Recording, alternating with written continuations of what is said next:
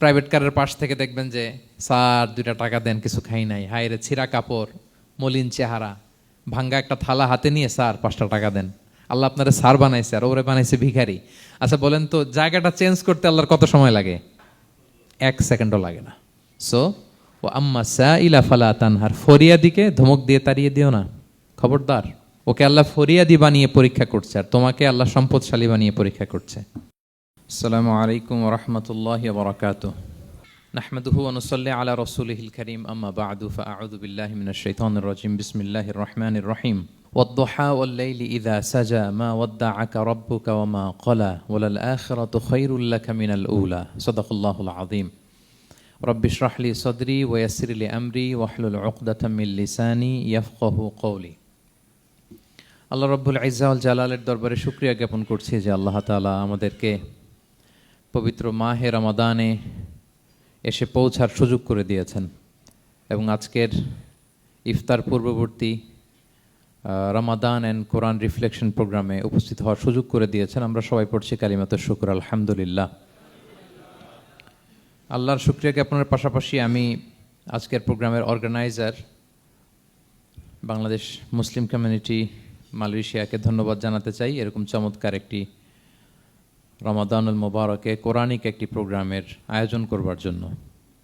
আমরা দোয়া করছি আল্লাহ তাআলা যেন এই কমিউনিটিকে ইসলামের জন্য কবুল করে এবং আমাদের যে ভাইরা নিরলস পরিশ্রম করে এই প্রোগ্রামগুলো আয়োজন করছে, আল্লাহ তাআলা এই পরিশ্রম, এই ডেডিকেশন, এফোর্ট যেন তাদের নাজাতের ওসিলা বানায়। সম্মানিত শুধু আমরা সবাই জানি এই মাসটির এত বরকতের কারণ হচ্ছে এটি কোরআন নাজিলের মাস।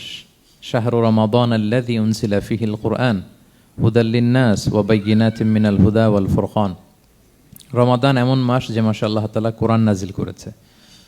তো বেসিক্যালি এই মাসের মূল মর্যাদা কোরআনের কারণে। সাইয়েদনা জিবরিল আলাইহিস সালাম কোরআন নিয়ে এসেছেন, উনি শ্রেষ্ঠ ফেরেশতা হয়েছেন। আল্লাহর হাবিব সাল্লাল্লাহু আলাইহি ওয়াসাল্লামের উপর কোরআন নাজিল হয়েছে, ফলে উনি শ্রেষ্ঠ নবী হয়েছেন। রমাদানে কোরআন নাজিল হয়েছে, ফলে রমাদান শ্রেষ্ঠ মাস হয়েছে। কদরের রাতে কোরআন নাজিল হয়েছে, ফলে কদর শ্রেষ্ঠ রাত হয়েছে। আমরাও যারা কোরআনের সাথে সুসম্পর্ক গড়ে তুলব, কোরআনের সাথে অ্যাটাচমেন্ট বাড়াবো, আমাদেরকেও শ্রেষ্ঠত্বের মর্যাদায় আল্লাহ তাআলা আসীন করবেন ইনশাআল্লাহ বিইذنিল্লাহ। তো আজকের প্রোগ্রামের আমার ফার্স্ট অ্যান্ড ফরমোস্ট রিমাইন্ডার হচ্ছে কোরআন নাজিলের মাসে আমরা যেন বেশি বেশি কোরআনের সাথে নিজেদের সম্পর্ককে নবায়ন করি এবং মজবুত করি। কার কীরকম কোরআনের সাথে সম্পর্ক আপনি নিজেই জানেন। প্রতিদিন কত পৃষ্ঠা কোরআন তেলাওয়াত করেন, কোরআনের অর্থ পড়েন, কোরআনের তাফসির পড়েন কিংবা শোনেন, আপনি নিজেই জানেন। সো নিজে নিজে যেন একটু নিজেকে যেন কাঠগড়ায় দাঁড় করাই এবং নিজেকে যেন জিজ্ঞেস করি যে আমার সাথে কোরআনের সম্পর্ক কতটুকু মজবুত। যদি ঘাটতি থাকে, গ্যাপ থাকে, এটা যেন আমরা মেক আপ করি, ফুলফিল করি এই বরকতময় মাসে। আপনারা খেয়াল করে থাকবেন যে শুরুতেই আমি সূরা ওয়াদ-দুহা ওয়াল-লাইলি ইযা সাজার কয়েকটি আয়াত তেলাওয়াত করেছি। তো আজকে আমরা এই সূরাটির সংক্ষিপ্ত তাফসির পেশ করব ইনশাআল্লাহ বিইذنিল্লাহ। যে মজলিসে কোরআনের তাফসির হয়, আল্লাহর কালামের ব্যাখ্যা উপস্থাপন করা হয়, প্রেজেন্টেশন করা হয়, এর চেয়ে শ্রেষ্ঠ মজলিস কি পৃথিবীতে আর হতে পারে? আমরা পৃথিবীর সবচাইতে শ্রেষ্ঠতম একটি মজলিসে এখন বসে আছি। প্রিয় ভাই এবং বোনেরা, আমরা সূরা দোহার তাফসির শুনবো। এই সূরাটা মুখস্থ আছে না অনেকের? কোরআনের যে সমস্ত সূরা আমাদের অনেকেরই মুখস্থ, তার মধ্যে এটা অন্যতম একটা সূরা।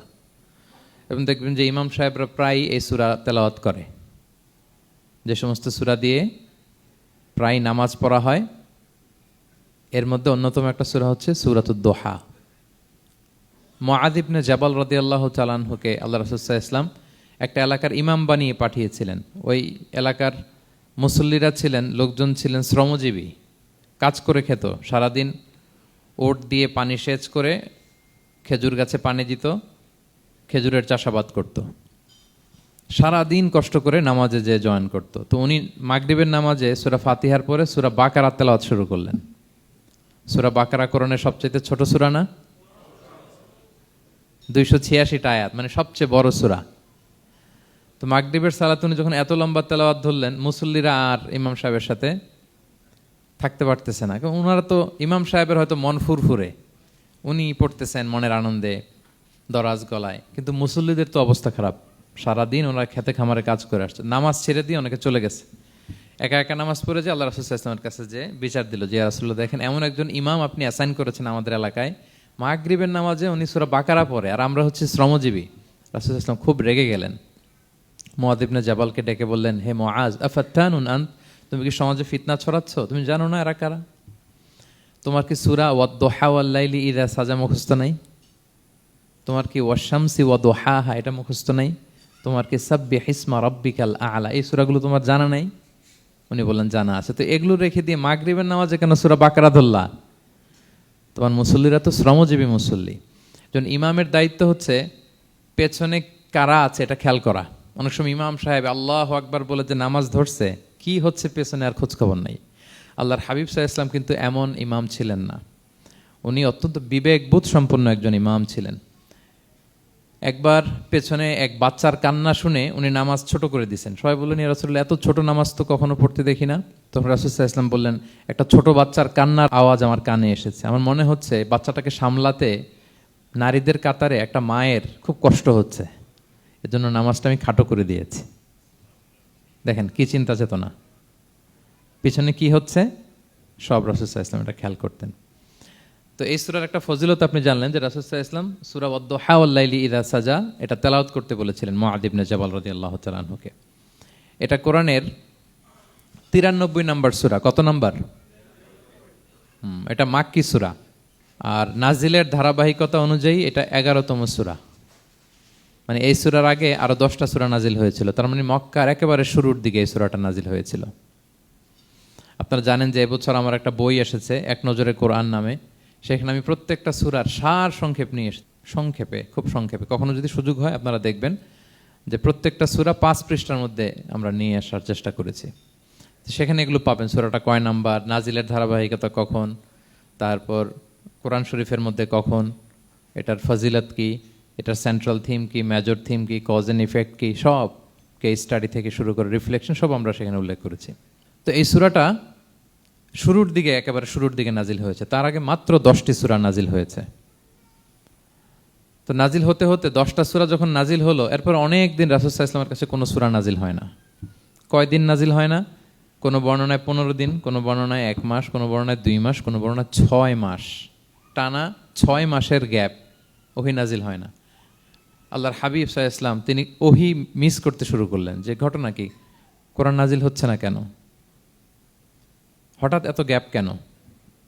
ওনার মাথায় কয়েকটা জিনিস ঘুরপাক খেলো। একটা ঘুরপাক খেলো যে আমার কোনো কাজে আল্লাহ আবার অসন্তুষ্ট হলো নাকি, অথবা আমি কোরআনের আয়াত এই বাণীগুলো পৌঁছে দেওয়ার ক্ষেত্রে আমার কোনো গাফলতি হয়ে গেল নাকি, সামহাও কি আল্লাহর সাথে আমার কানেকশন এটা কি লুজ হয়ে যাচ্ছে, আমি কি কোনোভাবে আল্লাহ থেকে দূরে সরে পড়তেছি। রাসূল সাল্লাল্লাহু আলাইহি ওয়াসাল্লাম টেনশনে পড়ে গেলেন, চিন্তায় পড়ে গেলেন, কি রে ওহী আসে না কেন, আসে না কেন, আসে না কেন। এটা ছিল একটা দিক। আরেকটা দিক হচ্ছে আল্লাহর হাবিব সাল্লাল্লাহু আলাইহি ওয়াসাল্লামের কাছে কোরআনের আয়াত যাই নাজিল হতো উনি যে লোকদের কাছে প্রচার করে দিতেন। এখন নাজিল হয়েছে এখনই যে প্রচার শুরু, রাতে নাজিল হয়েছে রাতেই প্রচার শুরু, দিনে নাজিল হয়েছে দিনেই প্রচার শুরু, যখন নাজিল তখন প্রচার। কারণ আল্লাহ তাআলা বলেছেন, ইয়া আইয়ুহার রাসূলু বাল্লিগ মা উনজিলা ইলাইক মির রাব্বিক, আপনার রবের পক্ষ থেকে যা নাজিল হয়েছে প্রচার করেন। তো এই যে মাঝখান দিয়ে কয়েক মাস যার কোনো প্রচার টচার করে না, মুশরিকরা টিটকারি মারতে শুরু করলো, বলে কি মুহাম্মদ, তোমার আল্লাহ তোমার ভুলে গেছে বোধহয়, তোমার আল্লাহ বোধহয় তোমাকে আর পছন্দ করে না। আগে তো প্রতিদিন কিছু না কিছু শোনাতা যে এইটা নাজিল হয়েছে, ওইটা আসছে, এই বিধান ওই বিধান, এখন তো কোনো খোঁজখবর নাই। ঘটনা কি? আল্লাহর হাবিব সাল্লাল্লাহু আলাইহি ওয়াসাল্লামের চাচি উম্মে জামিল, আবুল হাবির স্ত্রী, সে আরো খারাপ কথা বললো। সে বলল, ইন্না শাইতানাকা কদ তারাকাক, তোমার কাছে যে একটা শয়তান আসতো এখন বোধহয় আর আসে না মুহাম্মদ, নাউযুবিল্লাহি মিন যালিক। এটা দিয়ে জিবরিল আলাইহিস সালামকে বুঝিয়েছেন। জিবরিল এসে কি কি যেন বলে, কই এখন তো কিছু বলো না। তো রাসূল বলবে কি করে, কারণ তিনি তো মন গড়া কিছু বলতেন না। আল্লাহর হাবিব সাল্লাল্লাহু আলাইহি ওয়াসাল্লাম মনে যা ইচ্ছা হয় মন গড়া কখনো কিছু বলেছেন? আওয়াজ করে বলেন, মন গড়া বলতেন তিনি? ওমা ইয়ানতিকু আনিল হাওয়া ইন হুয়া ইল্লা ওয়াহয়ুন ইউহা, আল্লাহর ওহী আসলে সেটা শোনাতেন। তো ওহীও আসে না, উনি শোনাতেও পারে না, ওহীও নাই, উনি শোনাতেও পারে না। এই যে একটা কষ্টকর মুহূর্ত রাসূল সাল্লাল্লাহু আলাইহি ওয়াসাল্লামের, কিরে মাসের পর মাস চলে গেল ওহী আসতেছে না কেন, আমার কি কোনো ভুল হচ্ছে নাকি, আল্লাহকে আমাকে অপছন্দ করলেন? রাসূল সাল্লাল্লাহু আলাইহি ওয়াসাল্লাম যখন এরকম দুশ্চিন্তিত, পেরেশান, অ্যাংজাইটিতে পড়ে গেলেন, ভারাক্রান্ত, ঠিক তখন রাসূল সাল্লাল্লাহু আলাইহি ওয়াসাল্লামকে সান্ত্বনা দেওয়ার জন্য এই সূরাটা আল্লাহ নাজিল করেছেন। সান্ত্বনা দেওয়ার জন্য এই সূরাটা বেশ আশা জাগানিয়া সূরা, মোটিভেশনাল সূরা, ইন্সপিরেশনাল সূরা। আপনার মন খারাপ হলে আপনি এই সূরাটা পড়বেন, এই সূরাটা, এবং এটার পরে আরেকটা সূরা আছে, সূরাতু আলাম নাশরাহ, আপনার মন ভালো হয়ে যাবে। এটাকে দি অ্যান্টি ডিপ্রেসেন্ট সূরা বলে, মানে ডিপ্রেশন কাটায় ফেলে। আমাদের এরকম অনেক সময় হয় না যে হতাশ, দেয়ালে পিঠ ঠেকে গেছে, কোনো বের হওয়ার রাস্তা নাই, কই যাব, কোথাও সফলতা নাই, সবাই আমাকে ভুল বুঝতেছে, এরকম মাঝে মাঝে হয় না? আমাদের সবার লাইফে আপস অ্যান্ড ডাউনস আছে। আপনি যখন ভারাক্রান্ত হবেন, কষ্টে থাকবেন, এই সূরাটা পড়বেন, দেখবেন যে আপনার ডিপ্রেশন দূর হয়ে গেছে। তো আল্লাহর হাবিব সাল্লাল্লাহু আলাইহি ওয়াসাল্লাম যখন এরকম ভারাক্রান্ত ছিলেন, চিন্তিত ছিলেন, তখন আল্লাহর হাবিব সাল্লাল্লাহু আলাইহি ওয়াসাল্লামকে চিন্তামুক্ত করবার জন্য আল্লাহ তাআলা এই চমৎকার সূরাটি নাজিল করেছেন। আল্লাহ নাজিল করলেন, আউযু বিল্লাহি মিনাশ শাইতানির রাজিম, বিসমিল্লাহির রহমানির রহিম, ওয়াদ-দুহা ওয়াল-লাইলি ইযা সাজা মা ওয়াদ্দাআকা রাব্বুকা ওয়া মা ক্বালা ওয়ালাল আখিরাতু খায়রুল লাকা মিনাল উলা ওয়ালা সাউফা ইউতিকা রাব্বুকা ফাতারদা। আল্লাহ তাআলা বললেন ওয়াদ-দুহা, আলোর শপথ। আমি একবার সরল বঙ্গানুবাদ করি, তারপরে আমি তাফসিরে ঢুকছি। ওয়াদ-দুহা, আলোর শপথ। ওয়াল-লাইলি ইযা সাজা, রাতের শপথ, যখন রাত নিঝুম নিস্তব্ধ হয়। মা ওয়াদ্দাআকা রাব্বুকা ওয়া মা ক্বালা, নবী হে, আপনার রব আপনার উপর অসন্তুষ্টও হয় নাই, আপনাকে ছেড়েও যায় নাই, আপনার রব আপনার সাথেই আছে। আলহামদুলিল্লাহ। ফিল করবেন যে আল্লাহ আমার সাথে আছে। সবসময় এটা ফিল করতে হবে যে আল্লাহ তাআলা আমার সাথে আছেন, তিনি আমাকে ভুলে যান নাই, ছেড়ে যান নাই। আরে তার রহমত ছাড়া তো একটা শ্বাস নেওয়া তো আমার সম্ভব না, ঠিক কিনা বলেন? আল্লাহর রহমত ছাড়া একটি সেকেন্ড এই পৃথিবীতে সার্ভাইভ করা কি আমাদের পক্ষে সম্ভব না? ওয়ালাল আখিরাতু খায়রুল লাকা মিনাল উলা, নবী হে, আপনার পরবর্তী সময় পূর্ববর্তী সময়ের চেয়ে অনেক ভালো হবে ইনশাআল্লাহ। মানে good days are coming in your life, ভালো সময় আসতেছে। ওয়ালা সাউফা ইউতিকা রাব্বুকা ফাতারদা, আর আপনার রব আপনাকে এত দিবেন আপনি খুশি হয়ে যাবেন। আপনার রব আপনাকে এত দিবেন আপনি নিয়ে কুলাতে পারবেন না। আলাম ইয়াজিদিকা ইয়াতীমান ফাআওয়া, নবী আপনি কি ইয়াতীম ছিলেন না? তিনি কি আপনাকে আশ্রয় দেননি? ওয়া ওয়াজাদাকা দাল্লান ফাহাদা, আপনি পথ খুঁজতেছিলেন, আল্লাহ আপনাকে পথ দেখিয়েছেন। ওয়া ওয়াজাদাকা আইলান ফাআগনা, আপনি নিঃস্ব রিক্ত হস্ত ছিলেন, আল্লাহ তাআলা আপনাকে ধনী বানিয়েছেন। ফাআম্মাল ইয়াতীমা ফালা তাকহার, খবরদার এতিমের সাথে কখনো কঠোর হবেন না। ওয়া আম্মা সাইলা ফালা তানহার, ফরিয়াদি যে সোয়াল করে হাত পাতে তাকে ধমক দিয়ে তাড়িয়ে দিবেন না। ওয়া আম্মা বিনিআমাতি রাব্বিকা ফাহাদ্দিস, আর আপনার রবের যে নেয়ামত আপনার প্রতি, এটার বর্ণনা করুন। সুবহানাল্লাহ। এ হচ্ছে সরল অনুবাদ সূরাতুদ দুহার। এবার আসুন আমরা এটার তাফসিরে ঢুকি। আল্লাহ তাআলা প্রথমে দুইটা শপথ করলেন, কসম করলেন, দুইটা ওথ। আমরা যদি সংক্ষেপে ভাগ করি তাহলে 11 আয়াত বিশিষ্ট এই সূরাতে প্রথম 2 আয়াতে দুইটা শপথ আছে, তারপরের 3টা আয়াতে রাসূল সাল্লাল্লাহু আলাইহি ওয়াসাল্লামকে 3টা কনফার্মেশন দেওয়া হয়েছে, সুসংবাদ দেওয়া হয়েছে। এরপরের 3টা আয়াতে আল্লাহর হাবিব সাল্লাল্লাহু আলাইহি ওয়াসাল্লামের অতীতে আল্লাহ কি নেয়ামত দিয়েছেন সেটার একটা রিমাইন্ডার দেওয়া হয়েছে। আর সবশেষে 3টা ওয়ার্ক প্ল্যান দেওয়া হয়েছে, কর্মসূচি, সেগমেন্ট। আপনি এক নজরে কোরআন এগুলো পাবেন, এরকম সেগমেন্ট আকারে আমরা ভাগ করেছি। আই রিপিট, আমি আবারও বলছি, সূরা দোহার 11 আয়াত বিশিষ্ট এই সূরার প্রথম 2 আয়াতে 2টি শপথ, তারপরের 3 আয়াতে 3টি সুসংবাদ, তারপরের 3 আয়াতে অতীতে যে রাসূলকে নেয়ামত দেওয়া হয়েছিল সেটা স্মরণ করিয়ে দেওয়া, আর শেষ 3 আয়াতে 3টা ওয়ার্ক প্ল্যান, কর্মসূচি, রাসূল সাল্লাল্লাহু আলাইহি ওয়াসাল্লাম কি করবেন। ক্লিয়ার হয়ে গেছে না সূরাটা? আসুন এবার তাফসিরে ঢুকি। আল্লাহ তাআলা বললেন ওয়াদ-দুহা, নবী আলোর শপথ। আলো, দোহা মানে আলো। আমার সাথে আওয়াজ করে বলুন, দোহা মানে কি? আলো, সকালের আলো, প্রভাতের সূর্য কিরণ। দিনের প্রথম অংশে একটা সানশাইন থাকে না, খুব চমৎকার লাগে 9টা 10টার দিকে, হ্যাঁ, সানশাইন। এই সকালের সানশাইনটাকে আরবিতে বলে দোহা। এই জন্য এই সময় আল্লাহর হাবিব সাল্লাল্লাহু আলাইহি ওয়াসাল্লাম নামাজ পড়তেন, এটাকে বলে সলাতুদ দোহা, মানে দোহার নামাজ। এটাকে বলে সলাতুদ দোহা, দোহার নামাজ। তো দেখেন রাসূল সাল্লাল্লাহু আলাইহি ওয়াসাল্লামের মন ভালো করবার জন্য প্রথমে আল্লাহর ওয়ার্ডিংটা দেখেন, আল্লাহ তাআলা কেমন চমৎকার শব্দ চয়েস করেন। প্রথমে আল্লাহ বললেন আলো। আলো বললে তো মনটা ভালো হয়ে যায়, কি বলেন? এই আলো মানে আশার আলো, সম্ভাবনার আলো, প্রশান্তির আলো। ওয়াদ-দুহা, আলোর শপথ। মানে নবী আপনি হতাশ হবেন না, হাল ছাড়বেন না, ভরসা রাখুন। আপনি ঘর থেকে বের হন, দেখুন কি চমৎকার আলো। It's a beautiful day out there, জান, হোয়াট এ নাইস সানশাইন। কি চমৎকার উজ্জ্বল প্রভাতের সূর্য কিরণ, এত চমৎকার জলজলে সানশাইনিং এনভায়রনমেন্টে আপনার মন খারাপ হয় কি করে? ওয়াদ-দুহা, দোহার শপথ মানে প্রভাতের সূর্য কিরণের শপথ। আবার বললেন ওয়াল-লাইলি ইযা সাজা, রাতের শপথ, যখন সে রাত নিঝুম হয়, গভীর হয়, নিস্তব্ধ হয়, দুইটা শপথ, আলোর শপথ আর রাতের অন্ধকারের শপথ। আলোর শপথ বলে বেসিকলি আল্লাহ তাআলা ওহির আগমনকে বুঝিয়েছেন, আর রাতের শপথ বলে আল্লাহ তাআলা বেসিকলি ওহির অনুপস্থিতিকে বুঝিয়েছেন। মানে রাত দিন দুইটাই যেমনি লাগে, আল্লাহ তাআলা বোঝাতে চাইলেন নবী আপনি টেনশন করবেন না, আমি উইথ ইউ, আমি আপনার সাথে আছি। ওহি আসা না আসা দুইটাই গুরুত্বপূর্ণ। রেগুলার যদি ওহি আসে, এটা রিসিভ করতে আপনার কষ্ট হয়ে যাবে। আল্লাহর পক্ষ থেকে আসমানি কিতাবের যে ওহি, এটা সাধারণ কোনো কথা না। ইন্না সানুলকি আলাইকা কওলান সাকিলা, এটা খুব ভারী, হেভি ওয়েট। এটা পাহাড়ে নাজিল করলে, লাউ আনজালনা হাযাল কুরআনা আলা জাবাল লারাআইতাহু খাশিআম মুতাসাদ্দিআম মিন খাশিয়াতিল্লাহ, এটা মাউন্ট এভারেস্টের উপর নাজিল করলে পাহাড় ভেঙে খান খান হয়ে যেত। শীতের রাতে কোরআন নাজিল হলে রাসূল সাল্লাল্লাহু আলাইহি ওয়াসাল্লাম ঘেমে একাকার হয়ে যেতেন, কপাল বেয়ে টপ টপ করে ঘাম পড়তে ওহি রিসিভ করতে যেয়ে। তিনি ওটের উপরে করে মরুভূমিতে চড়ছেন, ওহি নাজিল হলে ওটের বুক মাটিতে মিশে যেত। এক সাহাবার মাথায়, পায়ের মধ্যে মাথা রেখে রাসূল সাল্লাল্লাহু আলাইহি ওয়াসাল্লাম শুয়েছিলেন, তখন ওহি নাজিল হলো। সাহাবা বলছেন ওহির ভারে মনে হচ্ছে যে আমার পায়ের হাড্ডিটাই ফেটে যাবে। তার মানে এটা খুব ভারী বাণী, খুবই ভারী, এটা সাধারণ কোনো কালাম না। তো এই যে রাসূল সাল্লাল্লাহু আলাইহি ওয়াসাল্লামের কাছে যে ওহি নাজিল হচ্ছিল, এটা যদি রেগুলার নাজিল হয়, এটা রিসিভ করা রাসূল সাল্লাল্লাহু আলাইহি ওয়াসাল্লামের জন্য সহজ হবে না, কঠিন হয়ে যাবে। রেগুলার ওহি নাজিল হলে এটার যে পাওয়ার, প্রেশার, রাসূল সাল্লাল্লাহু আলাইহি ওয়াসাল্লামের স্নায়ু এটা বরদাস্ত করতে পারবে না। তো আল্লাহ বোঝাতে চাইলেন নবী, আমি কাফির রাজা বলে আপনাকে আমি ভুলে গেছি, কখনো না, নেভার এভার। বরং আপনার যাতে একটু রেস্ট হয়, আরাম হয়, আপনাকে একটু কমফোর্ট দেওয়ার জন্য আমি সাময়িকভাবে ইচ্ছে করে ওহিটা বন্ধ রেখেছি। সুবহানাল্লাহ পড়বেন না? আপনার যাতে একটু কমফোর্ট হয়, আপনার যেন একটু আরাম হয়, ওহি রিসিভ করে করে যেন আপনি অভ্যস্ত হতে পারেন, এজন্য আমি ইচ্ছা করে আপনাকে একটু আরাম দেওয়ার জন্য ওহি বন্ধ রেখেছি। সারাদিন যদি, মানে দিনের 24 ঘন্টায় যদি সূর্য থাকে, ভাল লাগবে? আচ্ছা বলেন, 6 মাস টানা সূর্য ভাল লাগবে আপনার?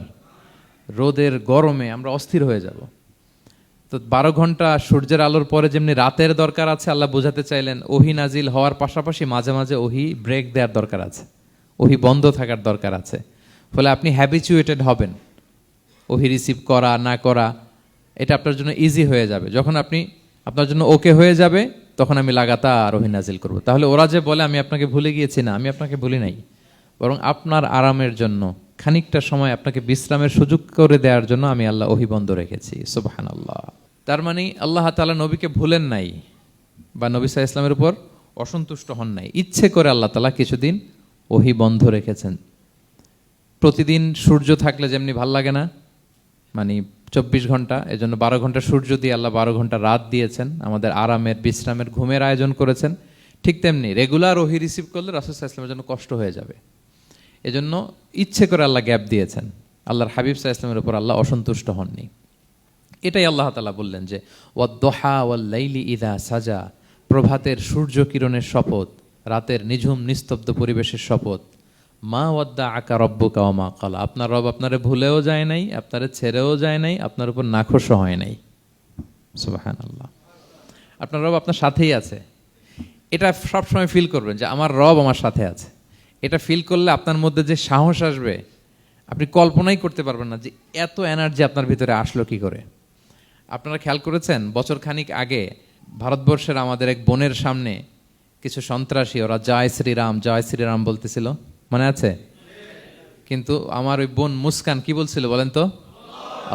তার এক আল্লাহু আকবারে from north to south, from east to west, the entire globe প্রকম্পিত হয়েছে। আমরা সবাই পড়েছি আল্লাহু আকবার, সবাই আমরা কি পড়েছি?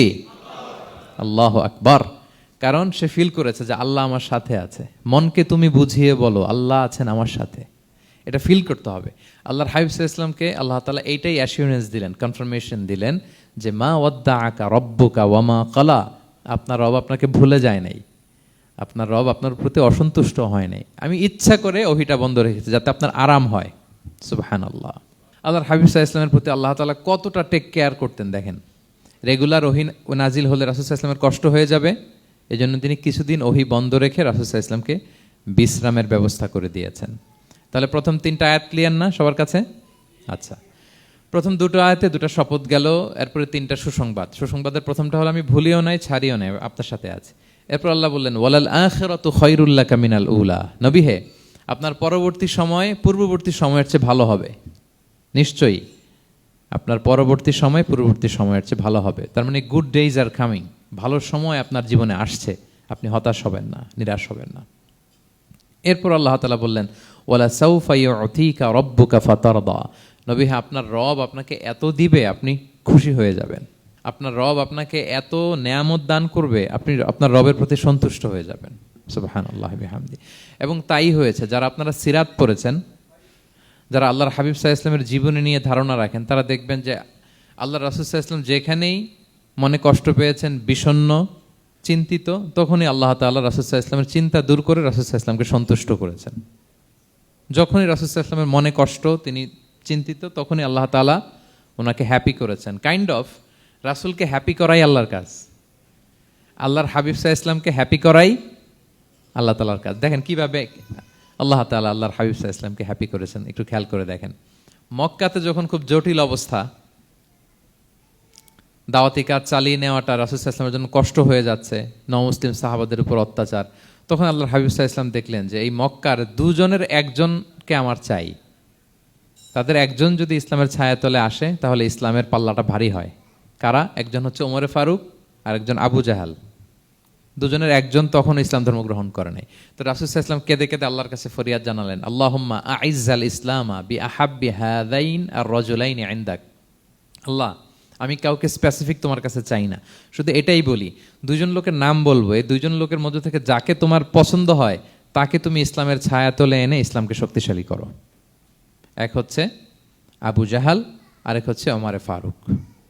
এই দোয়াটা তিনি করতে লাগলেন। আর খুব চিন্তিত, দুজনের কেউই মুসলমান হয় না। একদিন হঠাৎ সাহাবারা বললেন, ইয়া রাসূলুল্লাহ, আল্লাহর হাবিব সাল্লাল্লাহু আলাইহি ওয়াসাল্লাম তখন দারুল আরকামের ভেতরে বসা। সাহাবারা বললেন, ইয়া রাসূলুল্লাহ, আপনি এখান থেকে সরে যান, কারণ ওমরে ফারুক নাঙ্গা তলোয়ার নিয়ে আসতেছে আপনাকে হত্যা করবার জন্য। তো আল্লাহ রাসূল সাল্লাল্লাহু আলাইহি ওয়াসাল্লাম বললেন যে তোমরা সরে যাও, আমার মনে হচ্ছে ওই যে চোখের পানি ছেড়ে আমি দোয়া করেছি, ওই দোয়া আজকে কবুল হতে শুরু করেছে, তোমরা সরো। ঠিকই ওমরে ফারুক রাদিয়াল্লাহু তাআলা আনহু আসলেন, এসে তিনি তলোয়ার রেখে দিয়ে বললেন, আশহাদু আল্লা ইলাহা ইল্লাল্লাহ ওয়া আশহাদু আন্না মুহাম্মাদান আবদুহু ওয়া রাসূলুহু। আমি সাক্ষ্য দিচ্ছি আল্লাহ ছাড়া কোনো ইলাহ নেই এবং আপনি আল্লাহর প্রেরিত বান্দা এবং রাসূল। এই দৃশ্য দেখে রাসূল সাল্লাল্লাহু আলাইহি ওয়াসাল্লাম খুশি হয়ে গেলেন। ওয়ালা সাউফা ইউতিকা রাব্বুকা ফাতারদা। আল্লাহ বলেছিলেন যে নবী হে, আপনাকে এত দিব, আপনার রব আপনাকে এত নেয়ামত দিবে, আপনি শুধু খুশিই হবেন, সন্তুষ্ট হবেন আমার প্রতি।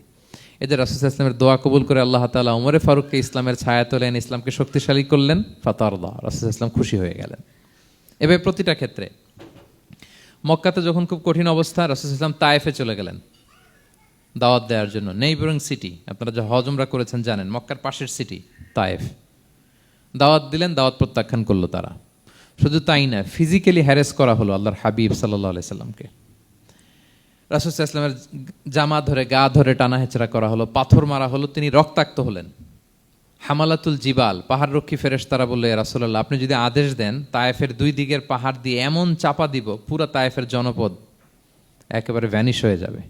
আল্লাহর হাবিব সাল্লাল্লাহু আলাইহি ওয়াসাল্লাম বললেন, না, আমি আশা করি তাদের পরবর্তী নেক্সট জেনারেশনের কেউ না কেউ পড়বে লা ইলাহা ইল্লাল্লাহ মুহাম্মাদুর রাসূলুল্লাহ। তাই হয়েছে। এখন তায়েফে যান, শুধু মসজিদ আর মসজিদ, মসজিদ আর মসজিদ। কি চমৎকার পরিবেশ! তায়েফে গেলে মনেই হবে না আরব দেশ। বৃষ্টি হয় প্রতিদিন, অনেক চাষাবাদ হয়, চমৎকার এলাকা। রাসূল সাল্লাল্লাহু আলাইহি ওয়াসাল্লামের দোয়ার বরকত। তো তায়েফবাসী দাওয়াত প্রত্যাখ্যান করলো। রাসূল সাল্লাল্লাহু আলাইহি ওয়াসাল্লাম গায়ের রক্ত পরিষ্কার করে নাখলা নামক খেজুরের বাগানে যায়েদ রাদিয়াল্লাহু তাআলা আনহুকে ফজরের নামাজ পড়তেছিলেন। আল্লাহর হাবিব সাল্লাল্লাহু আলাইহি ওয়াসাল্লাম যখন ফজরের সালাতে তেলাওয়াত করতে লাগলেন, একদল জিন পাশ দিয়ে যাচ্ছিল। তারা তাদের এলাকায় যেয়ে বলল, ইন্না সামি'না কুরআনান আজাবা ইয়াহদি ইলা রুশদি ফাআমান্না বিহি। জিনেরা আগে আকাশের উপরে উঠে ফেরেশতারা কি বলে চুরি করে শুনে আসতো। হঠাৎ জিনেরা আর উপরে যেতে পারে না। উপরে যেতে চাইলেই ফাআতবাআহু শিহাবুন সাকিব, আগুনের পাথর মারা হয়। ঘটনা কি? সব জিনেরা বৈঠক বসালো। ঘটনা কি? আগে কত তথ্য আগেই জেনে যেতাম, জেনে গণকদেরকে বলতাম, গণকরা আমাদেরকে ধন্যবাদ জানাইতো। তো এখন তো আসমানের সিকিউরিটি এত বেড়ে গেল কেন? কারণ কি? ওই যে শেষ নবী আসার কথা যে মনে হয় চলে আসছে, দেখো তো কোথায় আসছে উনি। খুঁজতে খুঁজতে খুঁজতে একদল ওই দিন ফজরের সময় আল্লাহর হাবিব সাল্লাল্লাহু আলাইহি ওয়াসাল্লাম রক্তাক্ত হয়ে ফজরের সালাত যখন পড়তেছেন, ওই কোরআন তেলাওয়াত শুনে তারা এলাকায় যে বলল যে ইন্না সামি'না কুরআনান আজাব, এক আজীব কোরআন শুনে আসছি, ইয়াহদি ইলা রুশদি, এই কোরআন মানুষকে হেদায়েতের পথে নিয়ে যায়, ফা আমান্না বি, আমরা ঈমান এনে ফেললাম। সুবহানাল্লাহ পড়েন। তো রাসূল সাল্লাল্লাহু আলাইহি ওয়াসাল্লাম তো এটা জানেন না। আল্লাহ তাআলা জিবরাইল মারফত জানালেন যে হে নবী, আপনি এসেছিলেন ম্যানকাইন্ডকে দাওয়াত দিতে তায়েফের, তারা দাওয়াত গ্রহণ করে নাই, ম্যানকাইন্ড রিজেক্ট করেছে। কিন্তু আরেকটা জাতি আছে যাদেরকে আপনি দেখেন না, তাদেরকে বলে জিন কাইন্ড, মানে জিন জাতি। পুরো জিন জাতি কালিমা পড়ে মুসলমান হয়ে গিয়েছে নবী। বলে সাউফা ইউতিকা রাব্বুকা ফাতারদা, নবী আপনার রব আপনাকে এত নেয়ামত দিবেন আপনি খুশি হয়ে যাবেন। নবী সাল্লাল্লাহু আলাইহি ওয়াসাল্লাম ওইখানে আবার খুশি হয়ে গেলেন, রক্তাক্ত, ইনজুর্ড। কিন্তু যখন শুনলেন মানুষ জাতি তারা ঈমান আনে নাই, কিন্তু জিন জাতি তারা ঈমান এনেছে, আল্লাহর হাবিব সাল্লাল্লাহু আলাইহি ওয়াসাল্লাম আবার আনন্দিত হলেন। তাহলে আল্লাহর হাবিব সাল্লাল্লাহু আলাইহি সাল্লামকে আনন্দিত করাই হচ্ছে আল্লাহর কাজ, খুশি রাখাই হচ্ছে আল্লাহর কাজ। সুবহানাল্লাহি বিহামদি। আল্লাহর হাবিব সাল্লাল্লাহু আলাইহি সাল্লামের বয়স যখন 50 বছর, ওনার কাছের দুজন আত্মীয় মারা গেল।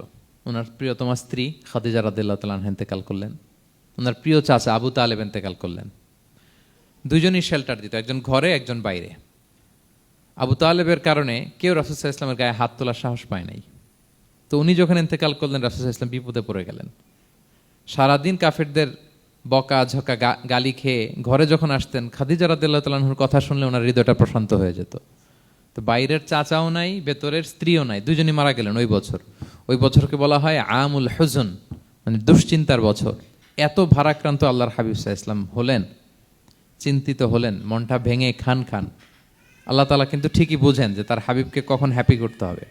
আল্লাহ তাআলা তখন সাইয়েদনা জিবরাইল আলাইহিস সালামকে পাঠালেন যে যাও, আমার বন্ধুকে আর পৃথিবীতে থাকার দরকার নাই, আমার বন্ধুকে ঊর্ধ্ব জগতের নৈশ ভ্রমণের ইনভাইটেশন দিয়ে আসো, মানে মেরাজের ইনভাইটেশন দিয়ে আসো। পড়েন সুবহানাল্লাহ। সুবহানাল্লাযী আসরা বিআবদিহি লাইলাম মিনাল মাসজিদিল হারামি ইলাল মাসজিদিল আকসা, মসজিদুল হারাম থেকে মসজিদুল আকসায়, তারপরে উপরে সুম্মা দানা ফাতাদাল্লা ফাকানা কাবা কাউসাইনি আও আদনা। আল্লাহর আরশে চড়ে গেলেন, জান্নাত জাহান্নাম দেখিয়ে, নতুন কিছু গিফট দিয়ে, তার পেয়ারা হাবিবের মন ভালো করে এরপরে আবার দুনিয়ায় পাঠালেন। ওয়ালা সাউফা ইউতিকা রাব্বুকা ফাতারদা, নবী হে আপনাকে এত নেয়ামত দিব, আপনি শুধু খুশি হবেন আর সন্তুষ্ট হবেন। সুবহানাল্লাহ।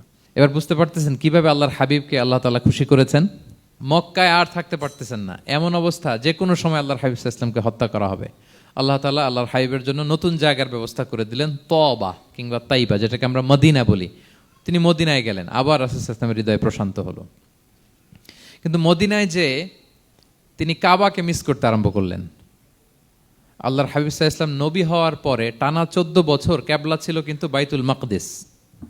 কিন্তু মক্কায় যখন তিনি ইবাদত করতেন, তিনি বাইতুল মাকদিসের দিকেই হয়েই নামাজ পড়তেন, কিন্তু সামনে কাবাটারে রাখতেন। কথা বুঝতে পেরেছেন? মক্কায় যখন তিনি নামাজ পড়তেন 13 বছর, কিবলা যেহেতু বাইতুল মাকদিস, বাইতুল মাকদিসের দিকেই হয়ে নামাজ পড়তেন, কিন্তু মাঝখানে রাখতেন কোনটারে? কাবাকে। তাহলে কেমন যেন কাবাই তার সামনে। আচ্ছা, কিন্তু মদিনায় যখন গেলেন, এখন তো আর সুযোগ নাই, কাবা একদিকে, বাইতুল মাকদিস আরেক দিকে, এখন কাবাকে আর সামনে রাখা যাচ্ছে না। মিস করতে লাগলেন কাবাকে। আর প্রত্যেক নামাজের পরে আকাশের দিকে তাকায় থাকেন, ইস আল্লাহ যদি আয়াত নাজিল করে আমার জন্মস্থান যে মক্কা, আমার পূর্বপুরুষ ইব্রাহিম আলাইহিস সালামের যে ওই কাবার দিকে যদি কিবলাটা ঘুরাই দিত, কতই না ভালো হতো। আল্লাহ বলেন যে আপনি যে কদ নারা তাকাল্লুবা ওয়াজহিকা ফিস সামা, নবী আপনি যে আকাশের উপর চেহারা উঠিয়ে মনে মনে কি চান আমি তো বুঝি। আল্লাহর হাবিব সাল্লাল্লাহু আলাইহি ওয়াসাল্লামকে খুশি করার জন্য আল্লাহ আয়াত নাজিল করলেন, ফাওয়াল্লি ওয়াজহাকা শাতরাল মাসজিদিল হারাম। নবী হ্যাঁ, আপনাকে খুশি করার জন্য নতুন বিধান নাজিল করলাম। এখন থেকে, ফ্রম রাইট নাও, আপনি যখনই নামাজ পড়বেন এখন থেকে কাবামুখী হয়ে আপনি সালাত আদায় করবেন। তাহউইলুল কিবলা, কিবলা পরিবর্তন হয়ে গেল। সুবহানাল্লাহ বিহামদি। আপনারা মসজিদে নববীর পাশে মদিনাতে একটা মসজিদ দেখবেন, এটাকে বলে মসজিদ যুল কিবলাতাইন। এমন মসজিদ যে মসজিদে এক নামাজে 2 কিবলা শেয়ার করা হয়েছিল। মানে এই আয়াত যখন নাজিল হলো, আল্লাহর হাবিব সাল্লাল্লাহু আলাইহি ওয়াসাল্লামের সাথে একজন নামাজ পড়ে যে ওই মসজিদে যে দেখে কিছু লোক নামাজ পড়তেছে ওই বাইতুল মাকদিসের দিকে হয়ে, কারণ তখন পর্যন্ত ওইটাই কিবলা। তিনি নামাজরত অবস্থায় এদেরকে বললেন যে তোমরা তো জানো না, এইমাত্র আয়াত নাজিল হয়েছে, কিবলা কিন্তু আর ওই দিক নাই, ডাইরেকশন চেঞ্জ, এদিকে হয়ে যাও। তো ইমাম সহ মুসল্লি সব ঘুরে নামাজের মধ্যে ওইদিকে হয়ে গেছে। তাহলে একই নামাজে 2টা কিবলা শেয়ার করা হয়েছে, ফলে তখন থেকে মসজিদের নাম হয়ে গেছে মসজিদ যুল কিবলাতাইন, 2 কিবলাওয়ালা মসজিদ। তাহলে দেখেন, আল্লাহর হাবিব সাল্লাল্লাহু আলাইহি ওয়াসাল্লামকে খুশি করার জন্য আল্লাহ তাআলা কিবলা চেঞ্জ করে দিছে। সুবহানাল্লাহ বলতে পারলেন না? এভাবে যখনই আল্লাহর হাবিব সাল্লাল্লাহু আলাইহি ওয়াসাল্লাম বিষণ্ণ, চিন্তিত, মন খারাপ, ওনার মন ভালো করার দায়িত্ব নিয়েছে কে? জিব্রাইল এসে শোনাতে লাগলো আগের জামানায় কেউ 500 বছর 700 বছর হায়াত পেয়েছে। বনি ইসরায়েলের অনেক মুজাহিদ 1000 বছর জেহাদ করেছে। কয় হাজার বছর জেহাদি করছে? 1000 বছর। আমরা হায়াত পাই কয় বছর? আমাদের হায়াত কয় বছর অন অ্যান অ্যাভারেজ? 60-70। আল্লাহর হাবিব সাল্লাল্লাহু আলাইহি ওয়াসাল্লাম এটাই বলেছেন যে আমার উম্মতি মা বাইনা 60 ইলা 70, আমাদের গড় আয়ু 60 থেকে 70। ওয়া আকাল্লুহুম মা ইয়াজুজু যালিক, আর সামান্য অল্প সংখ্যকই মানুষ এটাকে ক্রস করতে পারে। এই কথা শুনে যে আগের উম্মত 1000 বছর জেহাদ করছে, এটা শুনে রাসূল সাল্লাল্লাহু আলাইহি ওয়াসাল্লাম আবার কাঁদতে আরম্ভ করলেন, হায় রে আমার গুনাহগার উম্মতের কি হবে? আমার উম্মত তো 60-70ই শেষ, আমার উম্মতের কি হবে? আবার চিন্তিত, আবার কান্নাকাটি। তখন আল্লাহ তাআলা নাজিল করলেন, ইন্না আনজালনাহু ফি লাইলাতিল কদর ওমা আদরাকা মা লাইলাতুল কদর লাইলাতুল কদরি খায়রুম মিন আলফি শাহর। নবী আপনি কাঁদবেন না, ওদেরকে হায়াত দিছি বেশি, কদর দেই নাই। আপনার উম্মতকে হায়াত কম দিছি, কিন্তু আপনার উম্মতের জন্য আমি লাইলাতুল কদর রেখে দিয়েছি। এক কদরের রাতে আবাদত করলে খায়রুম মিন আলফি শাহর, 1000 মাস আবাদত করলে যে পরিমাণ সওয়াব, অতটুকু না, খায়ের এর চেয়ে বেশি সওয়াব আল্লাহ তাআলা আপনার উম্মতের আমলনামায় দিয়ে দিবেন। আবার আল্লাহর হাবিব সাল্লাল্লাহু আলাইহি ওয়াসাল্লাম মন ভালো হয়ে গেল। ওয়ালা সাউফা ইউতিকা রাব্বুকা, সবাই বলেন ওয়ালা সাউফা ইউতিকা রাব্বুকা ফাতারদা। নবী হে এত দিব, আপনি শুধু হ্যাপি হবেন, হ্যাপি। এরপরে বদরের যুদ্ধে বিজয় দান করলেন, মক্কা বিজয় দান করলেন, তাবুক যুদ্ধে বিজয় দান করলেন। সব শেষে জান্নাতে ওনার জন্য স্পেশাল একটা জায়গা থাকবে, ওই জায়গায় কেউ বসতে পারবে না। জায়গাটার নাম মাকামে মাহমুদ। ওয়া মিনাল লাইলি ফাতাহাজ্জাদ বিহি নাফিলাতাল লাকা আসা আন ইয়াবআসাকা রাব্বুকা মাকামাম মাহমুদা। ওই মাকামে মাহমুদের সিংহাসনে আল্লাহর হাবিব সাল্লাল্লাহু আলাইহি ওয়াসাল্লাম বসবেন, ওনার জন্য স্পেশাল খাস, কেউ এখানে বসতে পারবে না। তার মানে হ্যাপি শুধু দুনিয়াতেই করবে না আল্লাহ তাআলা, আল্লাহর হাবিবকে আখিরাতেও করবে। আল্লাহর হাবিব সাল্লাল্লাহু আলাইহি ওয়াসাল্লামকে কাউসার দেয়া হবে, ইন্না আতাইনা কাল কাউসার। হে নবী আপনাকে কাউসার দিয়েছি, এমন হাউজে কাউসার যে হাউজে কাউসারের সামনে পান পেয়ালা, যেটা দিয়ে পানি নিয়ে আপনি উম্মতকে খাওয়াবেন, এটার সংখ্যা আকাশের তারা যত বেশি তার চেয়েও বেশি। হাউজে কাউসারের পানি এটা দুধের চেয়েও সাদা, বরফের চেয়েও ঠান্ডা, মধুর চেয়েও মিষ্টি। এক ঢোক যে খাবে চিরকালের জন্য তার গলা থেকে তৃষ্ণা মিটে যাবে। He will never ever be thirsty again. একবার খাইছে তো শেষ। পেতে চান সেটা আল্লাহর হাবিবের কাছ থেকে? আমরা পেতে চাই কি চাই না বলেন? ইন্না আতাইনা কাল কাউসার। নবী আপনাকে আমি কাউসার দিয়েছি। সব শেষে আল্লাহর হাবিব সাল্লাল্লাহু আলাইহি ওয়াসাল্লাম সুপারিশ করার অনুমতি পাবেন, যেদিন কেউ সুপারিশ করতে পারবে না। সবাই বলবে নফসি নফসি নফসি নফসি, থার থার করে কাঁপবে। এক একজন নবী, ইব্রাহিম আলাইহিস সালাম, ঈসা আলাইহিস সালাম, মূসা আলাইহিস সালাম, থার থার করে কাঁপবে। আর আল্লাহর হাবিব সাল্লাল্লাহু আলাইহি ওয়াসাল্লাম ওই মাকামে মাহমুদে সিংহাসন ফেলে দিয়ে সেজদায় শুধু কাঁদতে থাকবে, আর সেজদার মধ্যে বলবে উম্মতি উম্মতি উম্মতি উম্মতি। হে আল্লাহ আপনি আমার গুনাহগার উম্মতকে বাঁচান, আল্লাহ আপনি আমার গুনাহগার উম্মতকে বাঁচান, আল্লাহ আপনি আমার গুনাহগার উম্মতকে বাঁচান। আল্লাহ তাআলা এটা সহ্য করতে না পেরে জিবরাইল আলাইহিস সালামকে বলবেন যে ওয়াসআলহু মা ইউবকিক, জিবরাইল যাও জিজ্ঞেস করো তো আমার বন্ধু এত কাঁদে কেন, কি চায় জিজ্ঞেস করো। তো আল্লাহর হাবিব সাল্লাল্লাহু আলাইহি ওয়াসাল্লাম বলবেন আল্লাহুম্মা উম্মতি উম্মতি, আল্লাহ আমার উম্মতকে বাঁচান, আমার গুনাহগার উম্মতকে বাঁচান। আল্লাহ তাআলা এবার জিবরাইল মারফত বলবেন যে ইযহাব ইলা মুহাম্মদ সাল্লাল্লাহু আলাইহি ওয়াসাল্লাম, যাও মুহাম্মদের কাছে যাও, ওয়াকুল লাহু, তাকে বলো দুনিয়াতে যেমনি কখনো কষ্ট পেতে দেই নাই, বারবার তাকে হ্যাপি করেছি, খুশি করেছি। ওয়া ইন্না সানুরদিকা ফি উম্মাতিকা ওয়ালা নাসুউক, আজকের এই কঠিন দিনেও আমার হাবিবকে আমি কষ্ট দিব না, তার উম্মতের ব্যাপারেও তাকে আমি খুশি করে দেব। তার গুনাহগার উম্মতের ব্যাপারেও আজকে মুহাম্মদ সাল্লাল্লাহু আলাইহি ওয়াসাল্লামকে আমি খুশি করে দেব। আল্লাহর হাবিব সাল্লাল্লাহু আলাইহি ওয়াসাল্লাম তখন সুপারিশ শুরু করবেন। আল্লাহু আকবার, আল্লাহু আকবার। ওয়ালা সাউফা ইউতিকা রাব্বুকা ফাতারদা। নবী হে আপনাকে এত নেয়ামত দিব আপনি নিয়ে কুলাতে পারবেন না। সব শেষে এই গুনাহগার উম্মতকে সুপারিশ করে জাহান্নাম থেকে নাম কাটিয়ে সবাইকে নিয়ে তিনি একটা ফ্ল্যাগ হাতে নিয়ে তিনি জান্নাতের দিকে ছুটবেন। ওই ফ্ল্যাগের মধ্যে লেখা থাকবে আলহামদু। কি লেখা থাকবে? মানে প্রশংসা, প্রশংসার পতাকা। নিজেও তো প্রশংসিত। মুহাম্মদ মানে কি জানেন? মুহাম্মদ মানে কি? প্রশংসিত। এই কারণে মুহাম্মদ সাল্লাল্লাহু আলাইহি ওয়াসাল্লামকে মক্কার লোকেরা গালি দিয়েও শান্তি পেত না। মানে যদি বলি এই প্রশংসিত লোকটা খারাপ, কথাটা হইল? প্রথমে আগে বলা লাগে কি? প্রশংসিত। মুহাম্মদ মানে কি? তো এই জন্য মক্কার লোকেরা রাসূল সাল্লাল্লাহু আলাইহি ওয়াসাল্লামকে মুহাম্মদ না বলে ডাকতো মুদাম্মাম, মানে নিন্দিত। তো মুদাম্মাম তো রাসূলের নাম না, রাসূল সাল্লাল্লাহু আলাইহি ওয়াসাল্লামের নাম কি? মুহাম্মদ, প্রশংসিত। এই জন্য গালি দিয়েও তারা মজা করতে পারতো না, সুবিধা করতে পারতো না। গালি দিলেও আগে প্রশংসা করে নেওয়া লাগতো। প্রথমে বলতো মুহাম্মদ পাগল, এরকম বলতো নাউযুবিল্লাহ, তার মানে প্রশংসিত লোকটা পাগল হইলো, এটা গালি হয়েছে? ঘুরে ফিরে তো প্রশংসাই হয়ে গেল। তো আল্লাহর হাবিব সাল্লাল্লাহু আলাইহি ওয়াসাল্লাম লিওয়াউল হামদ, প্রশংসার ফ্ল্যাগ নিয়ে বিশাল উম্মতকে নিয়ে জান্নাতে অভিমুখে যাবেন এবং জান্নাতের দরজায় হি উইল বি দা প্রথম নক করবেন উনি। তখন জান্নাতের রক্ষী ফেরেশতা বলবে মান আনতা, কে? আল্লাহর হাবিব সাল্লাল্লাহু আলাইহি ওয়াসাল্লাম বলবেন আনা মুহাম্মদ, আমি মুহাম্মদ। তো ফেরেশতা বলবে আমরা দাঁড়ায় আছি এজন্য আল্লাহ বলে দিয়েছেন মুহাম্মাদের আগে কাউকে যেন এন্ট্রি দেয়া না হয়, আপনার আগে যেন কারোর জন্য জান্নাতের দরজা না খুলি, স্পেশাল উপর থেকে অর্ডার আছে। আপনি যেহেতু নক করেছেন, ওয়েলকাম, আসেন। পুরো উম্মাহ নিয়ে আল্লাহর হাবিব সাল্লাল্লাহু আলাইহি ওয়াসাল্লাম জান্নাতে ঢুকবেন। ওয়ালা সাউফা ইউতিকা রাব্বুকা ফাতারদা, নবী হে, আপনাকে অচিরেই এত নেয়ামত দিব আপনি সন্তুষ্ট হয়ে যাবেন। প্রথম দুইটা শপথ গেল, এরপর তিনটা সুসংবাদ গেল। এরপর আল্লাহ তাআলা অতীতে যে নবীর পাশে ছিলেন, অতীতে যে বিভিন্ন নেয়ামত দিয়ে আল্লাহর হাবিব সাল্লাল্লাহু আলাইহি ওয়াসাল্লামকে আল্লাহ তাআলা ধন্য করেছেন, এগুলো রিমাইন্ডার দিচ্ছেন যে নবী আপনি কেন চিন্তিত হন, আমি আগেও ছিলাম আপনার সাথে, এখনো আছি, ভবিষ্যতেও থাকবো। তিনি বললেন আলাম ইয়াজিদকা ইয়াতীমান ফাআওয়া, তিনি কি আপনাকে ইয়াতীম অবস্থায় পাননি, তিনি কি আপনাকে আশ্রয় দেননি? আপনারা জানেন আল্লাহর হাবিব সাল্লাল্লাহু আলাইহি ওয়াসাল্লাম যখন মায়ের পেটে, তখনই তার পিতা দুনিয়া থেকে ইন্তেকাল করেছেন।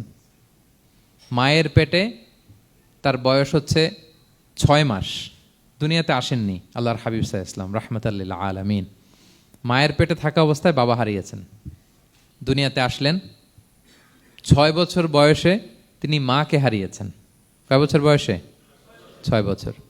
তারপর মায়ের ইন্তেকালের পরে দাদার কাছে, আব্দুল মুত্তালিবের কাছে লালিত পালিত হতে লাগলেন।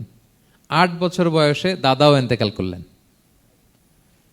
বাবা চলে গেলেন জন্মের আগে, মা চলে গেলেন 6 বছর, মানে শিশু থাকতে।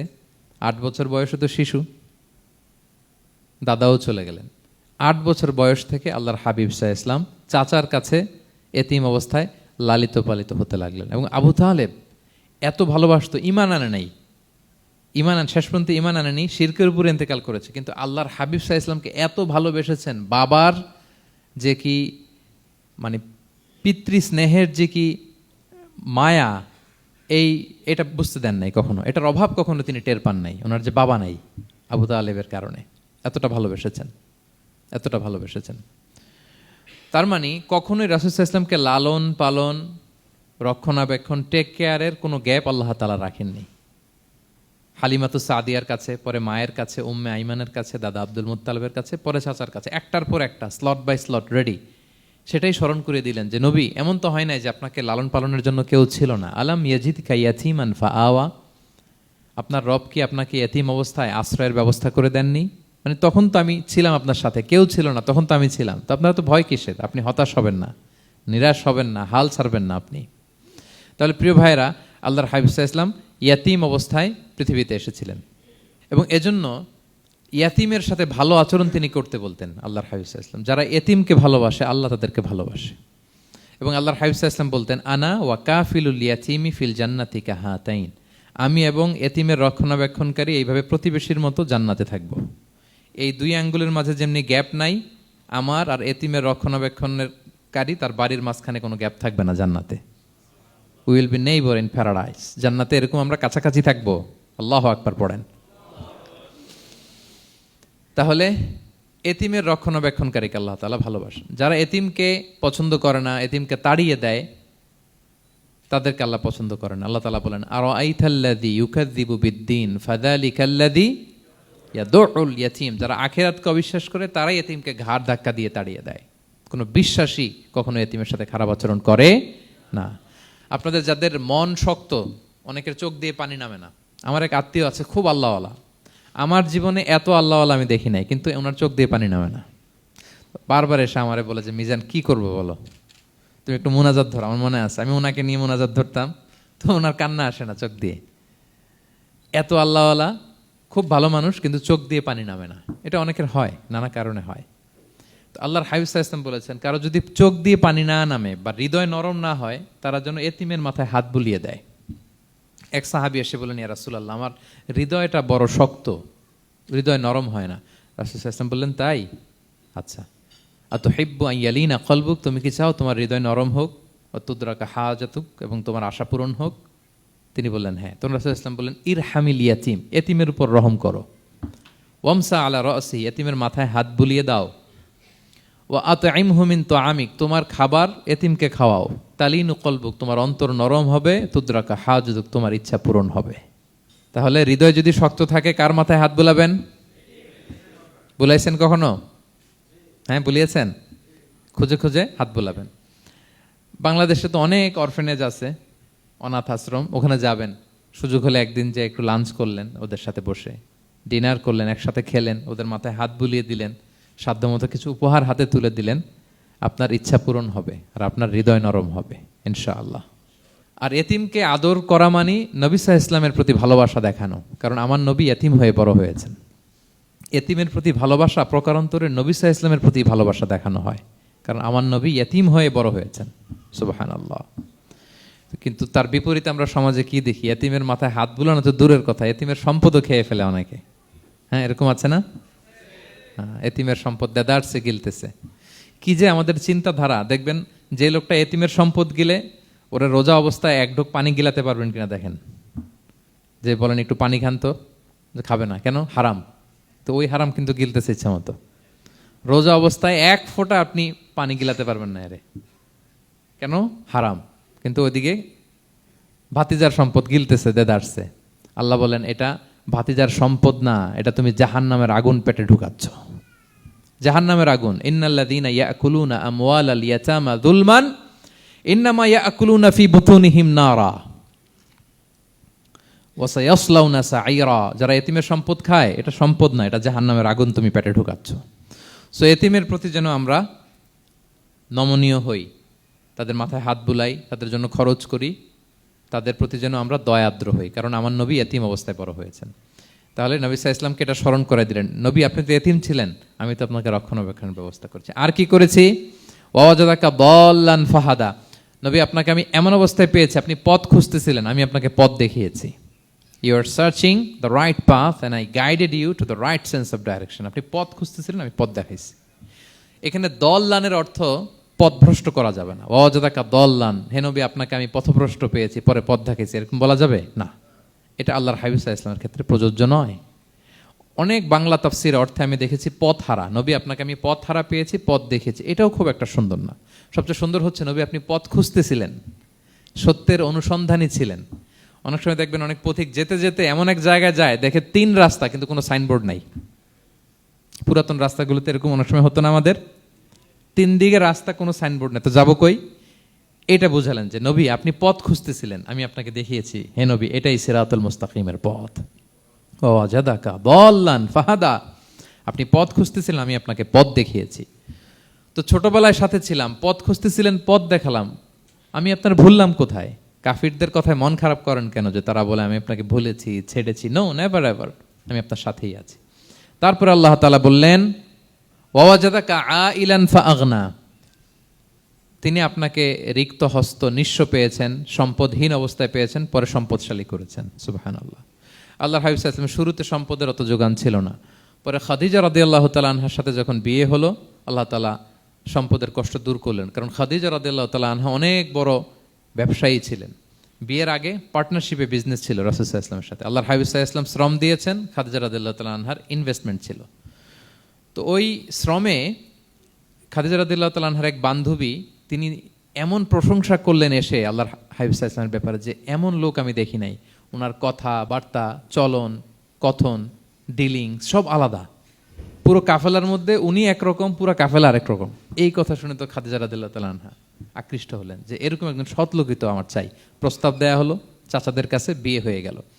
এবং বিয়ের পরে খাদিজা রাদিয়াল্লাহু তাআলা আনহা নারীদের মধ্যে সর্বপ্রথম শাহাদা বাক্য পড়ে মুসলমান হয়েছিলেন। নিজের সব সম্পদ আল্লাহর হাবিব সাল্লাল্লাহু আলাইহি ওয়াসাল্লামের পায়ের সামনে এনে দিয়ে দিলেন, ইয়া রাসূলুল্লাহ আমার সম্পদ মানে আপনার সম্পদ, ইসলামের জন্য যত মনে চায় আপনি খরচ করেন। ওয়াজাদাকা আইলান ফাআগনা, আপনাকে আল্লাহ নিঃস্ব পেয়েছেন, সম্পদের ব্যবস্থা করে দিলেন। পরবর্তীতে মদিনায় যে খায়বার যুদ্ধের পরে অনেক সম্পদের ব্যবস্থা আল্লাহ তাআলা করে দিয়েছিলেন। তাহলে ছোটবেলায় ইয়াতিম ছিলেন, আল্লাহ টেক কেয়ার করলেন। পথ খুঁজতেছিলেন, আল্লাহ পথ দেখায় দিলেন। আর্থিক সমস্যা ছিল, এটাও আল্লাহ দূর করে দিলেন। এবার আল্লাহ তাআলা বিষ্ণু ঈসা ইসলামকে 3টা ওয়ার্ক প্ল্যান দিবেন, কর্মসূচি। 1 নম্বর কর্মসূচি হচ্ছে আম্মাল ইয়াতীমা ফালা তাকহার, নবী খবরদার এতিমের সাথে কখনো কঠোর আচরণ করবেন না। 1 নম্বর কর্মসূচি, কারণ আপনিই তো এতিম ছিলেন। এতিমের দুঃখ আপনি না বুঝলে বুঝবে কে? এতিমের সাথে কখনো কঠোর হবেন না। আল্লাহর হাবিব সাল্লাল্লাহু আলাইহি ওয়াসাল্লাম কখনো এতিমের সাথে কঠোর হন নাই। এতিম তো দূর কি বাত, কারোর সাথে তিনি কঠোর হন নাই। ওনার কাছে চাইলে উনি না বলতে পারতেন না। নো, নাই, দিব না, এটা বলতে জানতেন না। নো ওনার ডিকশনারিতে ছিল না, চাইলেই দিতেন। একবার আল্লাহর হাবিব সাল্লাল্লাহু আলাইহি ওয়াসাল্লামের কাছে একটা জামা, কয়টা? আপনার জামা কয়টা? আমার জামা কয়টা? জুব্বা তখন কয়টা ছিল? মাত্র একটা। এক ফরিয়াদি এসে বলে, ইয়া রাসূলুল্লাহ আতিনি কামিসান, আমার একটা জামা দেন, আমার জামা নাই। নবী সাল্লাল্লাহু আলাইহি ওয়াসাল্লামের জামা কয়টা তখন? ওনার কাছে চাইলে উনি না বলতে পারতেন? খুলে দিয়ে দিয়েছেন, নাও। এখন ওনার জামা আছে কয়টা? তো জামাও নাই, বেরও হতে পারে না। কি এক মুসিবত! আল্লাহ তাআলা আয়াত নাজিল করলেন, ওয়াল্লাযীনা ইযা আনফাকু লাম ইউসরিফু ওয়া লাম ইয়াকতুরু ওয়া কানা বাইনা যালিকা কাওয়ামা। নবী হে, যারা বিশ্বাসী তারা দানের সময় ভারসাম্য করবে। মানে অনেকগুলো থাকলে আপনার একটা দিতেন, ছিলই যখন একটা, ওইটার হকদার তো ফরিয়াদির চেয়ে আপনি বেশি। এখন যে দিয়ে দিলেন, আপনি পড়বেন কি? অনেকগুলো থাকলে না হয় আপনি দিতেন, ছিলই একটা, এটার সবচেয়ে যোগ্য, অধিকতম যোগ্য এবং হকদার তো আপনি। সুবহানাল্লাহ, সুবহান। কি নবী ছিল, কি নবী ছিল! না বলতে পারতেন না, মানুষকে ফিরিয়ে দিতে জানতেন না। আল্লাহ বললেন, নবী হে, আপনার প্রথম কর্মসূচি ফাআম্মাল ইয়াতীমা ফালা তাকহার, খবরদার এতিমকে কখনো, এতিমের প্রতি কঠোর হবেন না। 1 নম্বর কর্মসূচি। এটা শুধু নবীর জন্য কর্মসূচি নাকি আমাদের জন্য না? হ্যাঁ, সবার জন্য। এতিমদের সাথে যেন আমরা রূঢ় ভাষী না হই, তাদের সাথে যেন রূঢ় আচরণ না করি। 2 নম্বর, ও আম্মা সাইলা ফালা তানহার, ফরিয়াদিকে ধমক দিবেন না, হাত পাতলে ধমক দিবেন না। আমরা অনেক সময় ধমক দেই, আপনারা দেন কখনো? না, আমরা দিতে পারবো না, ধমক দিতে নিষেধ করেছেন আল্লাহ তাআলা। আম্মা সাইলা ফালা তানহার, যদি না থাকে বুঝিয়ে বলেন যে এখন পারতেছি না, কিন্তু ধমক দিবেন না কখনো। কারণ আপনি এখন বড় সাহেব হয়ে গেছেন, প্রাইভেট কারের পাশ থেকে দেখবেন যে স্যার 2টা টাকা দেন, কিছু খাই নাই, হায় রে, ছিঁড়া কাপড়, মলিন চেহারা, ভাঙ্গা একটা থালা হাতে নিয়ে, স্যার 5টা টাকা দেন। আল্লাহ আপনারে স্যার বানাইছে আর ওরে বানাইছে ভিখারি। আচ্ছা বলেন তো, জায়গাটা চেঞ্জ করতে আল্লাহর কত সময় লাগে? ওরে ভিতরে বসায় স্যার বানাবে আর আপনারে ভাঙ্গা একটা থালা দিয়ে এরকম ওই যে টোল টোল যেখানে নেয় ওখানে দাঁড় করাবে। বলেন আল্লাহর কয় সেকেন্ড লাগবে? লাগবে? লাগবে? 1 সেকেন্ডও লাগে না। সো ও আম্মা সাইলা ফালা তানহার, ফরিয়াদিকে ধমক দিয়ে তাড়িয়ে দিও না, খবরদার। ওকে আল্লাহ ফরিয়াদি বানিয়ে পরীক্ষা করছে, আর তোমাকে আল্লাহ সম্পদশালী বানিয়ে পরীক্ষা করছে। তাহলে 1 নম্বর কর্মসূচি ছিল এতিমের সাথে রূঢ়ভাষী হবেন না। 2 নম্বর হচ্ছে ফরিয়াদিকে ধমক দিবেন না। 3 নম্বর, ওয়া আম্মা বিনি'মাতি রাব্বিকা ফাহাদ্দিস, আল্লাহ তাআলা আপনাকে যে নেয়ামত দিয়েছে এই নেয়ামতের আপনি কি করেন? বর্ণনা করেন। ওয়া আম্মা বিনি'মাতি রাব্বিকা ফাহাদ্দিস, আল্লাহ নেয়ামতের বর্ণনা করেন, শুকরিয়া করেন। কারণ আল্লাহ তাআলা আমাদের অনেককে ইয়েতিম বানায় নাই, আমাদেরকে ফরিয়াদি বানায় নাই। আমরা অনেকেই আছি, আমরা এখনো ইয়েতিম না, আমার আব্বা আম্মা এখনো বেঁচে আছেন, আমাদের অনেকের আব্বা আম্মা বেঁচে আছেন। ইয়েতিম মূলত ছোট অবস্থায় যদি বাবা মারা যায় তাকে আরবিতে ইয়েতিম বলে। মান মাতা আবুহু ওয়া হুয়া সগীর, কেউ ছোট, তার বাবা মারা গেছে, তাকে শরীয়তের পরিভাষায় কি বলে? ইয়েতিম। তা আমরা অনেকেই তো ইয়েতিম না, আমরা অনেকেই তো অন্যের কাছে হাত পাতা লাগে না, তো আমরা ভালো আছি না? আমাদের দেখবেন যে প্রায় হিসাবটা হচ্ছে আমার কি নাই। আমাদের হিসাবটা কি? কি নাই। কি যে আছে এটার হিসাব করে কুলানোও যাবে না, ঠিক কিনা বলেন? হ্যাঁ, ঠিক যেই মুহূর্তে এখানে বসে আমরা এই চমৎকার ইফতারি নিয়ে বসে আছি, ঠিক একই মুহূর্তে দেখবেন যে হসপিটালের আইসিইউতে শুয়ে শুয়ে কাতরাচ্ছে অনেকে। হ্যাঁ, ঠিক এই মুহূর্তে কিডনি ডায়ালিসিস চলতেছে, দেখছেন? কিডনি পেশেন্ট এদিকে ছিদ্র করে ব্লাড সব বের হয়ে রিফাইনিং হয়ে আরেক দিক দিয়ে ঢুকে, ওর চিৎকার শুনলে। বার্ন ইউনিটে গেছেন কখনো? আগুনে পোড়া রোগী, আপনার তো অনেক কিছু নাই, আমার এটা নাই, ওইটা নেই, আল্লাহ এটা দিল না, এটা নিয়ে আসেন। আপনি বার্ন ইউনিটে একদিন যায়েন, তাহলে বুঝবেন যে আল্লাহ আপনারে কত শান্তিতে রেখেছে। না খেয়ে কয় রাত কাটিয়েছি আমরা, বলেন তো? কত লোক বাড়ি ভাড়া পরিশোধ করতে পারে না, ঋণের বোঝায় জর্জরিত, দুরারোগ্য ব্যাধিতে আক্রান্ত, ক্যান্সারের লাস্ট স্টেজে, তাদের সাথে একটু দেখা করেন। ফোর্থ স্টেজে চলে আসছে ক্যান্সার পেশেন্ট, তার চেহারা, তার খাবার, তার চলাফেরা, কিভাবে তার প্রতিটা সেকেন্ড কাটে, একটু দেখে আসবেন, তাইলে বুঝবেন যে কত আল্লাহর দেয়া নেয়ামতের সাগরে হাবুডুবু খাই আমরা। এজন্য আল্লাহ বলেছেন 3 নম্বর কর্মসূচি হচ্ছে ওয়া আম্মা বিনি'মাতি রাব্বিকা ফাহাদ্দিস, আল্লাহর নেয়ামতের শুকরগুজার হও। আল্লাহ যে নেয়ামত দিয়েছে এই নেয়ামত তুমি বর্ণনা করো। অনেকে আছে আল্লাহর নেয়ামত দিলে ওটা প্রকাশ করতে চায় না, এটা আল্লাহ পছন্দ করে না। মানে আপনি যদি অনেক সম্পদশালী হন, আপনি সুন্দর পরিচ্ছন্ন জামা পরবেন, মানুষকে দান করবেন, আপনার বাড়ি ঘর সুন্দর হবে, এটা নিষেধ নয়, এটা ভালো। আপনি আল্লাহর দেয়া নেয়ামত ব্যবহার করতে পারবেন এবং বলতেও পারবেন, কিন্তু শুকরান লা ফখরান, শুকরিয়া স্বরূপ বলবেন, ফখর করে অহংকার করে না। বলতে পারেন আলহামদুলিল্লাহ, আল্লাহ তাআলা আমাকে 4টা ছেলে দান করেছে, 4 জন হাফেজ, আল্লাহ তাআলা আমাকে থাকার মতো একটা ঘর দিয়েছে, একটা বাড়ি দিয়েছে, একটা গাড়ি দিয়েছে, সম্মান নিয়ে সমাজে চলার মতো আল্লাহ তাআলা আমাকে দিয়েছেন। এটা যদি আপনি শুকরিয়া স্বরূপ বলেন, এটাতে সমস্যা নেই, কিন্তু অহংকার নিয়ে বলা যাবে না। ইন্নাল্লাহা ইউহিব্বু আইয়ারা আসারা নি'মাতিহি আলা আবদিহি, আল্লাহ তাআলা যে নেয়ামত তার বান্দাকে দিল ওইটার একটা নমুনা দেখতে আল্লাহ পছন্দ করে। আল্লাহ বানাইছে আপনার বিলিয়নিয়ার, আপনি হচ্ছেন ছেঁড়াপাড়া জামা পরে চলেন, হবে? বানাইছে আল্লাহ তাআলা আপনাকে অনেক সম্পদশালী, আপনার চলা ফেরা কোনো রুচিই নাই, এটা হইলো না। আল্লাহ চায় যে তোমার যে নেয়ামত দিছে এটার একটা নমুনা তোমার মধ্যে থাক, এটাও শুকরগুজার হওয়ার একটা আলামত। তাহলে 3 নম্বর কর্মসূচি কি? ওয়া আম্মা বিনি'মাতি রাব্বিকা ফাহাদ্দিস, আল্লাহর নেয়ামতের শুকরগুজার হও, আল্লাহ তাআলা যে নেয়ামত দিয়েছে সেটা বর্ণনা করো।